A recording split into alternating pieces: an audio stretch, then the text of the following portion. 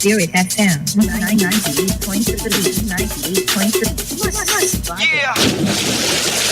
Spirit FM, summer together, always and forever. This is the Philippines' official summer station. Spirit FM. Jack James, kainit lakis ang panahon. Pa-BG na. Barato man lang ang Boko Juice. It's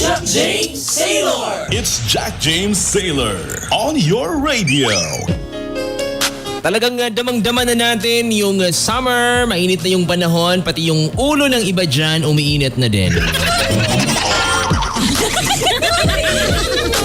Balik na tayo dun sa isa nating texter dito na humihingi ng advice sa ating mga listeners. Sa mga hindi po nakahabol ng kanyang sitwasyon, eto ho yun mga kaibigan. Magandang hapon, Jack James.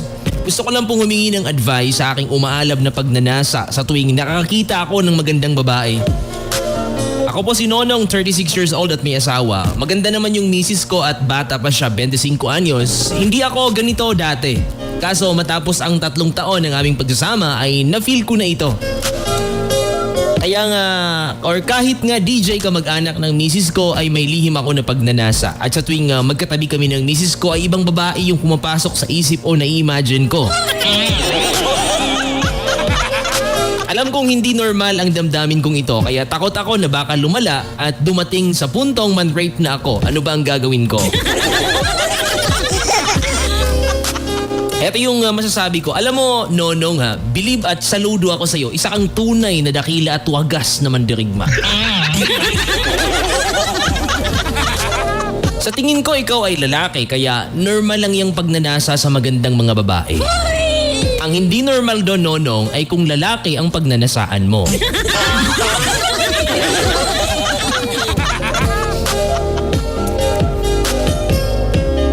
Kaya kung nagiinit yung katawan mo, edi paligo mo.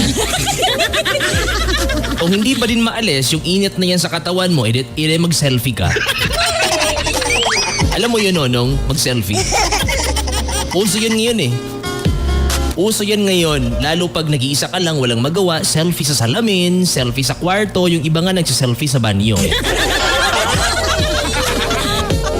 Tapos maya-maya upload, like.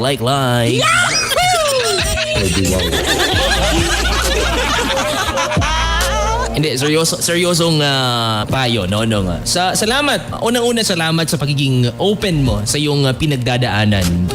Ang mahalaga, nalaman mo na abnormal nga yan. Kung hihingi ka ng... So kung gusto mo ng professional help, at sila yung makakatulong sa iyo. At dapat mo ding alalahanin na sa amin, advice lang at nasa sayo yung gawa at control. At sa palagay ko, ang mabisang panlaban sa tukso na yan na pumapasok sa kaisipan mo ay yung salita ng Panginoon. Magbasa ka ng Biblia at lakipan mo ng panalangin na alisin ng Diyos ang anumang lumulukob sa iyong kaisipan na nag-uudyok na magnasa ka sa ibang babae maliban sa misis mo. O di kaya manood o makinig ka ng mga inspirational shows sa telebisyon o di kaya sa radio na nagpapahayag ng salita ng Diyos. Posibleng madinig mo dito ang mga testimonya mula sa mga taong tulad mo ang pinagdaanan at kung paano sila binago ng Diyos sa pamagitan ng relasyon sa ating Panginoon. Salamat! Eto sabi ng isang texter dito, magandang hapon Jack James. Isa din po ako sa milyon-milyong tagapakinig ng inyong istasyon. Wow! Milyon ha? Powerful! Advice ko lang po kay Nonong habang maaga pa, patayin mo ang abnormal mong damdamin. Ang asawa mo ang kawawa pagdating ng panahon. Mahalin mo ang asawa mo pag nakakita ka ng babae. Sa kay Nonong, tigilan niya yan kasi ka-abnormalan yan. Sa mga gusto magdagdag dyan ng kanilang payo, send lang ho yan sa aming text line 0948-50-62071. It is now 28 minutes after alas 2 ng hapon. Tuloy-tuloy tayo. Tutok lamang, we are 98.3 Spirit FM. Sama-sama together, always and forever. We are loud and proud.